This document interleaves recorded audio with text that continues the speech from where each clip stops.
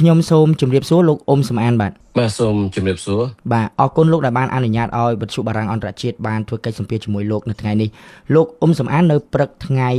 សុក្រនេះខ្ញុំបានឃើញខ្លឹមសារមួយដែលបង្ហោះនៅលើ Facebook របស់លោកផ្ទាល់តាក់ទងទៅនឹងការដែលលោកបានបញ្ជាក់ថាលោកបានទិញសម្បត្តិយន្តហោះទៅកាន់ទីក្រុងឡាអេដើម្បីជួបជាមួយនឹងរដ្ឋអាជ្ញានៃតុលាការព្រហ្មទណ្ឌអន្តរជាតិ ICC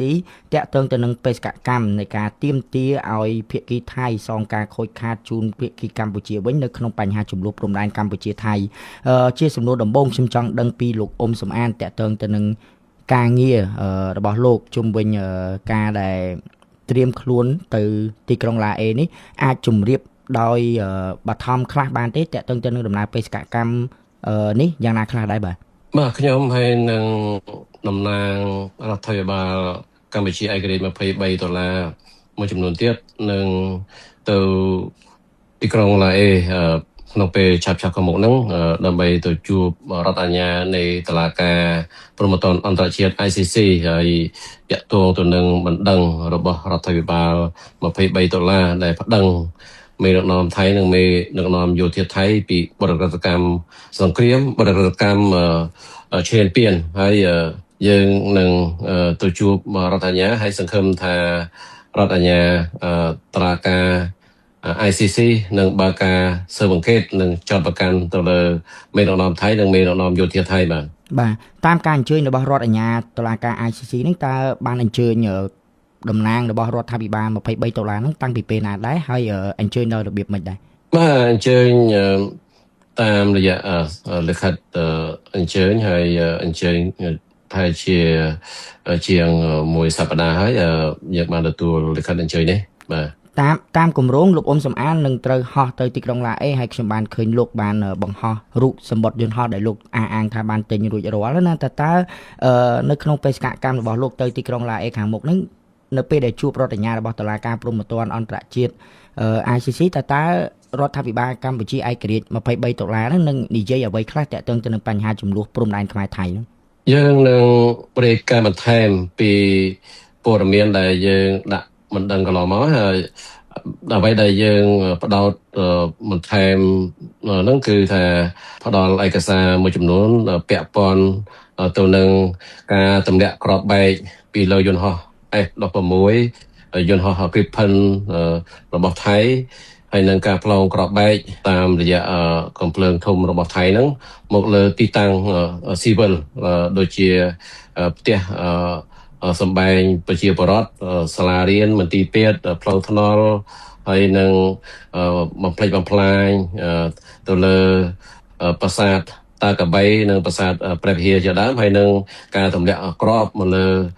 តំបន់កាស៊ីណូដែលមានជនស៊ីវិលដែលជាជនជាតិខ្មែរនិងជនជាតិបរទេសនៅទីនោះហើយនឹងថៃបានប្រើគ្រាប់បែកចង្កោមហើយនឹង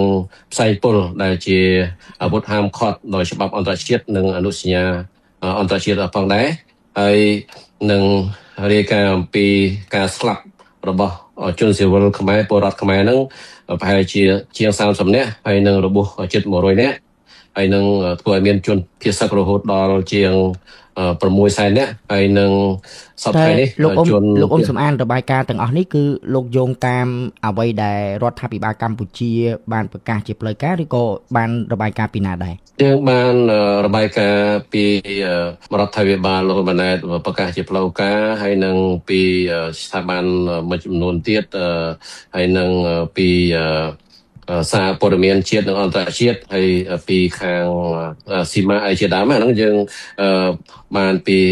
ប្រភពជាច្រើនដែលយើងបានទទួលណាហើយខាងមេធាវីគាត់បានប្រមូលឯកសារពីគ្រប់ប្រភពផងដែរបាទតែលោកគិតថានៅពេលដែលជួបរដ្ឋអាជ្ញារបស់តុលាការព្រហ្មទណ្ឌអន្តរជាតិ ICC តបទៅតាមអ្វីដែលរដ្ឋាភិបាលកម្ពុជាឯករាជ្យ$23បានដាក់ពាក្យបណ្ដឹងហ្នឹងតើរដ្ឋអាជ្ញាអាចជឿជាក់ទៅលើសមាជិករបស់ពួកលោកដែរទេតាក់ទងទៅនឹងការរាយការណ៍នេះទាំងដែលដោយលោកអ៊ុំសំអានដោយផ្ទាល់គឺលោកមិនបានស្ថិតនៅក្នុងប្រទេសកម្ពុជាហើយបានដឹងពីហេតុការណ៍នេះដោយផ្ទាល់តើពួកគាត់អាចជឿជាក់បានដែរទេឬក៏បែបណាដែរខ្ញុំជឿថា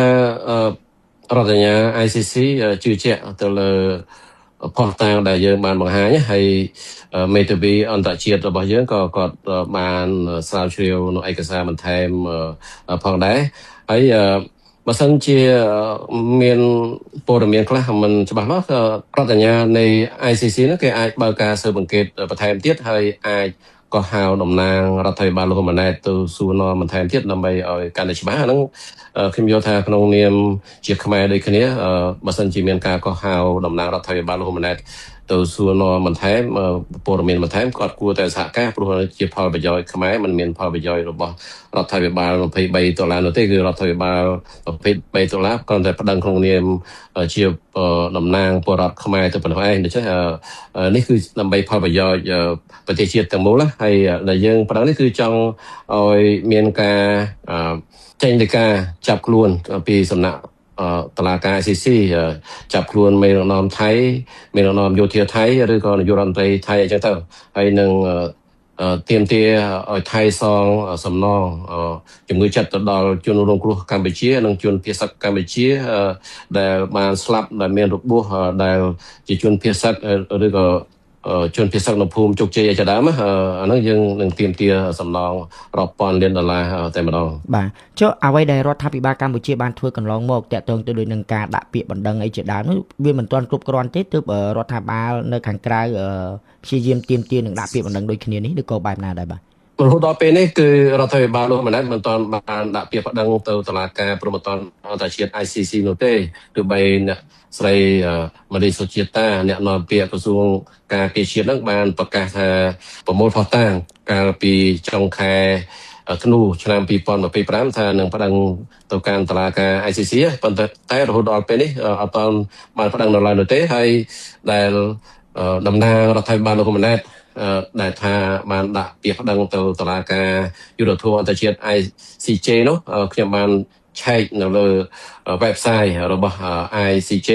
អត់ទាន់ឃើញមានពាក្យបណ្ដឹងរបស់កម្ពុជានៅឡើយនោះទេដូច្នេះមានថារដ្ឋាភិបាលលោកហ៊ុនម៉ាណែតអត់ទាន់បានប្តឹងទៅ ICC ឬ ICJ នៅឡើយនោះទេអញ្ចឹងហើយបានយើងប្តឹងមុនដំបូងយើងទាមទារលោកហ៊ុនម៉ាណែតប្តឹងតែបើគាត់ប្តឹងយកត្រង់គឺគាត់កាន់អំណាចគាត់មានទឹកមាត់ប្រាយជាងយើងប៉ុន្តែគាត់អត់ព្រមប្តឹងដូច្នេះអត់ជំរឿនមានតែយើងប្តឹងជំនួសគាត់ក្នុងនាមជារដ្ឋាភិបាលឯករាជ្យ$23បាទលោកអ៊ុំសំអានលោកនិយាយថាដោយសារតែរដ្ឋាភិបាលមិនប្តឹងទើបភាគីរដ្ឋាភិបាលកម្ពុជាឯករាជ្យ$23ដាក់ពាក្យបណ្ដឹងទៅតុលាការព្រហ្មទណ្ឌអន្តរជាតិ ICC នៅពេលនេះយ៉ាងណាមិញខ្ញុំក៏បានស្រាវជ្រាវនិងទទួលបានការបញ្ជាក់ពីអ្នកជំនាញផ្នែកច្បាប់មួយចំនួនទាក់ទងទៅនឹងនីតិវិធីនៃការដាក់ពាក្យបណ្ដឹងទៅតុលាការព្រហ្មទណ្ឌអន្តរជាតិ ICC នេះគឺដោយសារតែរដ្ឋាភិបាលកម្ពុជាឯករាជ្យ$23ដោយដែលបានដឹងមិនមែនជារដ្ឋាភិបាលដែលកើតចេញពីការបោះឆ្នោតទេតែជារដ្ឋាភិបាលមួយដែលបង្កើតឡើងនៅខាងក្រៅប្រទេសតើការដាក់បណ្ដឹងទៅ ICC នៅពេលនេះក្នុងនាមជាតំណាងរបស់ពលរដ្ឋឬក៏បែបណាដែរហើយពាក្យបណ្ដឹងនេះតុលាការព្រហ្មទណ្ឌអន្តរជាតិ ICC អាចយកជាការបានដែរឬទេឬក៏បែបណាលោកអ៊ុំសំអានបាទអាចយកជាការបានការប្តឹងទៅតុលាការ ICCសូម្បីតែបុគ្គលម្នាក់ក៏អាចប្តឹងបានដែរហើយអង្គការសង្គមស៊ីវិលមួយក្រុមណាក៏អាចប្តឹងបានដែរហើយរដ្ឋាភិបាលលោកម្នាក់ក៏អាចប្តឹងបានដែរដូច្នេះយើងប្តឹងក្នុងនាមរដ្ឋាភិបាល$23នេះជាក្រុមមួយហើយបើតាមមាត្រា15នៃលក្ខន្តិកៈទីក្រុងរ៉ូមគេបានចែងថាបុគ្គលឬក្រុមណាឬក៏រដ្ឋាភិបាលអាចដាក់ពាក្យប្តឹងទៅតុលាការ ICC ដូច្នេះអត់មានបញ្ហាចំពោះការប្តឹងមួយក្រុមឬក៏ម្នាក់ឬក៏ពីរនាក់វាអត់មានបញ្ហាទេមិនចាំបាច់ដល់រដ្ឋាភិបាលកាន់អំណាចបានអាចប្តឹងបាននោះទេប៉ុន្តែការប្តឹងទៅតុលាការយុត្តិធម៌អន្តរជាតិ ICJ អានឹងវាត្រូវការរដ្ឋាភិបាលកាន់អំណាចជាអ្នកប្តឹងអានឹងហើយបានជាបញ្ហារហូតដល់ពេលនេះយើងនៅមានបញ្ហាការប្តឹងទៅកាន់តុលាការយុត្តិធម៌អន្តរជាតិ ICJ បាទលោកអ៊ុំសំអានខ្ញុំចង់បកទៅវិញដោយសារតែលោកបានបញ្ជាក់អំពីការទិញសម្បត្តិជនហោះទៅទីក្រុងឡាអេនៅក្នុងពេលឆាប់ខាងមុខនេះអាចបញ្ជាក់ពេលវេលាជាក់លាក់ទេថារដ្ឋអាជ្ញានៃតុលាការព្រហ្មទណ្ឌអន្តរជាតិនឹងកោះហៅតំណាងរបស់រដ្ឋាភិបាលកម្ពុជាឯករាជ្យ$23ហ្នឹងនៅពេលណាឲ្យជាក់លាក់ដែរបាទខ្ញុំសូមទោសចំណុចនេះខ្ញុំមិនអាចប្រាប់បានដោយសារយើងទើបតែប្រជុំគ្នាហើយគាត់មិនអោយខ្ញុំឬអ្នកផ្សេងបញ្ចេញព័ត៌មាននេះទេនិយាយត្រង់គឺអាចមានការផ្ ធ្វើឲ្យស្ទះទៅដល់ដំណើរការរបស់យើងពីសំណាក់រដ្ឋាភិបាលលោកម៉ាណែតអាចរារាំងដំណើរការហ្នឹងណាដូច្នេះនៅពេលឆាប់ខ្ញុំចង់បញ្ជាក់ថាក្នុងពេលឆាប់នេះនៅពេលដែលខ្ញុំឡើងយន្តហោះទៅបងប្អូននឹងបានឃើញយើងទៅកាន់តុលាការ ICC ហើយបាទលោកអ៊ុំសុម៉ានលោកបានថាបើបញ្ចេញព័ត៌មាននេះអាចនឹងត្រូវរារាំងដោយរដ្ឋាភិបាលកម្ពុជារបស់លោកនាយករដ្ឋមន្ត្រីហ៊ុនម៉ាណែតតើលោកចង់សម្ដៅទៅលើរូបភាពនៃការរារាំងបែបណាដែរបាទគេអាចធ្វើកិច្ចការទូតអីផ្សេងព្រោះយ៉ាងហ្នឹងហើយគេមានឯករាជទូតរបស់កម្ពុជានៅទីក្រុងឡាអេនៅអឺរ៉ុបហ្នឹងដូច្នេះ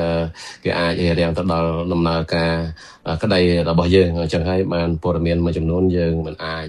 បញ្ចេញបាននោះទេអញ្ចឹងណាបាទតែអ្វីដែលអាចច្បាស់ការបានពីរដ្ឋាភិបាលកម្ពុជាឯករាជ្យ$23គឺនឹងធ្វើដំណើរទៅទីក្រុងឡាអេក្នុងពេលឆាប់ៗនេះពិតប្រាកដមែន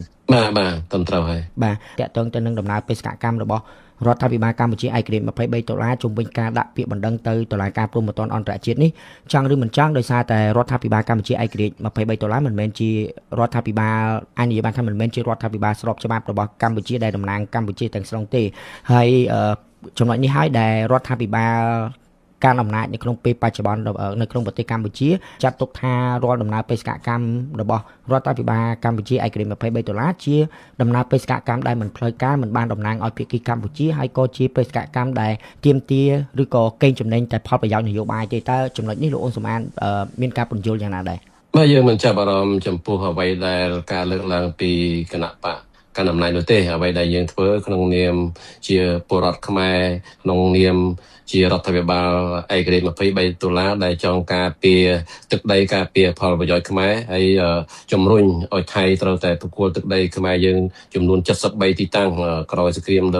លើកទី1និងលើកទី2ហ្នឹងមកកម្ពុជាវិញណាអាហ្នឹងដែលយើងធ្វើនេះគឺដើម្បីផលប្រយោជន៍ជាតិទាំងមូលដូច្នេះទោះបីគេរិះគន់យ៉ាងម៉េចសំខាន់ប្រជាពលរដ្ឋគឺក៏ជាអ្នកវិនិច្ឆ័យថាអ្នកណាធ្វើដើម្បីផលប្រយោជន៍ជាតិបើគាត់ក្លាហានគាត់ថាធ្វើដើម្បីប្រយោជន៍ជាតិគាត់គួរប្តឹងទៅតុលាការ ICC និង ICJ ទៅយើងនៅតែជំរុញឲ្យគាត់ប្តឹងក៏ប៉ុន្តែហេតុអីបានជាគាត់អត់ប្តឹងធ្វើដល់ពេលនេះហើយអាហ្នឹងគឺដែលយើងចង់ឃើញហើយប្រជាពលរដ្ឋខ្មែរក៏ចង់ឃើញហើយយើងមើលសូម្បីតែលោកមួនពេជ្រម្នាក់ឯងក៏គាត់ប្តឹងបានដែរទៅតុលាការ ICC ឃើញទេហើយកន្លងមកលោក Richard Rocher ដែលប្តឹងតំណាងឲ្យអង្គការសង្គមស៊ីវិលរឿងដីធ្លីនៅស្រុកខ្មែរហ្នឹងដំណោះដីធ្លីហ្នឹងក៏គាត់ប្តឹងទៅបានដែរដូច្នេះអត់មានបញ្ហារឿងផ្លូវច្បាប់នោះទេការប្តឹងទៅ ICC ដោយក្រុមណាមួយឬបុគ្គលណាមួយមិនចាំបាច់តតែរដ្ឋាភិបាលទេណាបាទលោកអ៊ុំសំអានតើដំណើរទៅជួបរដ្ឋអាជ្ញានៃតុលាការព្រហ្មទណ្ឌអន្តរជាតិ ICC នេះតាមបណ្ដឹងរបស់រដ្ឋាភិបាលកម្ពុជាឯករាជ្យ$23នេះលោកគិតថាកម្ពុជានឹងអាចទាមទារបានយុត្តិធម៌និងសំណងពីភាគីថៃទាក់ទងទៅនឹងបញ្ហាចំនួនព្រំដែននេះក្នុងពេលណាដែរយើងសង្ឃឹមថាបន្ទាប់ពីជួបរដ្ឋអាជ្ញាហើយរដ្ឋអាជ្ញាអាចនឹងបើកការស៊ើបអង្កេតហើយនឹងចោទប្រកាន់ហើយបន្តមកគេអាចនឹងចេញទៅការចាប់ខ្លួនមេដឹកនាំថៃមេដឹកនាំយោធាថៃហើយបើចាប់បាននៅពេលដែលបញ្ជូនខ្លួនទៅICC ហ្នឹងគេនឹងកាត់ក្តីរឿងហ្នឹងហើយមេដឹកនាំថៃនៅពេលចេញទៅក្រៅប្រទេសទៅកាន់ប្រទេសចំនួន120ដែលជាសមាជិករបស់ ICC ហ្នឹងអាចគេនឹងចាប់ខ្លួនបញ្ជូនទៅICJ ដោយដែលគេចាប់ខ្លួនអតីតអនុប្រធានរដ្ឋមន្ត្រីកុងហ្គោកន្លងមកចឹងឯងនៅប្រទេសអឺរ៉ុបបាទដូច្នេះយើងសង្ឃឹមថា ICC នឹងចេញនៃការចាប់ខ្លួនមេដឹកនាំថៃនិងមេដឹកនាំយោធាថៃហើយនឹងចេញបញ្ជាឲ្យថៃត្រូវតែសងសំណងជំងឺចិត្តទៅដល់ពលរដ្ឋខ្មែរផងដែរហើយនេះគឺជាជំហានមួយឈានទៅការទាមទារទឹកដីមកវិញព្រោះកាលណាមានការចាប់ខ្លួនមេដឹកនាំថៃមេដឹកនាំយោធាថៃហើយនឹងការសងសំណងរាប់ពាន់លានដុល្លារមកដល់កម្ពុជាវាអាចជំរុញឲ្យថៃត្រូវតែដកតបចេញពីទឹកដីកម្ពុជា